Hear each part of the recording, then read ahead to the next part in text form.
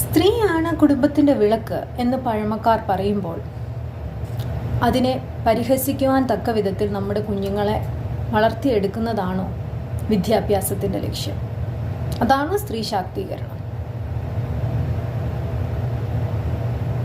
അതുമല്ലെങ്കിൽ ലോകത്ത് ചില സ്ത്രീകൾ പുരുഷന്മാർ ചെയ്യുന്നത് പോലെ വൈവിധ്യമായ മേഖലകളിൽ തിളക്കമാർന്ന നേട്ടങ്ങൾ നേടിയെടുത്തതുകൊണ്ട് എല്ലാ സ്ത്രീകൾക്കും എല്ലാ പ്രവൃത്തികളും ചെയ്യാൻ കഴിയുമെന്ന് വ്യാമോഹം പകർന്നു നൽകുന്നതാണോ യഥാർത്ഥ സ്ത്രീ ശാക്തീകരണം?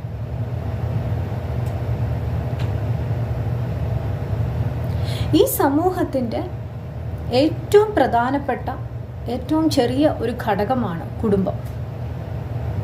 ആ കുടുംബത്തിലെ ഏറ്റവും പ്രധാനപ്പെട്ട വ്യക്തിയാണ് ആ കുടുംബത്തിലെ കുടുംബനാഥ.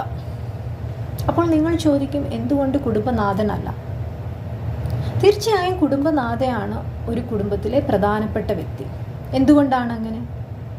കാരണം ഒരു കുടുംബത്തെ നിയന്ത്രിക്കുവാനുള്ള, നേരായ മാർഗത്തിൽ നടത്തുവാനുള്ള കഴിവും സാമർഥ്യവും ഉള്ളത് സ്ത്രീക്കാണ്. ശാരീരികമായും മാനസികമായും ആത്മീകമായും തൻ്റെ കുടുംബാംഗങ്ങളെ പോഷിപ്പിക്കുന്നതിനുള്ള കഴിവ് ഒരു സ്ത്രീയിൽ പുരുഷനേക്കാളും സമൃദ്ധിയായി നൽകിയിരിക്കുന്നു.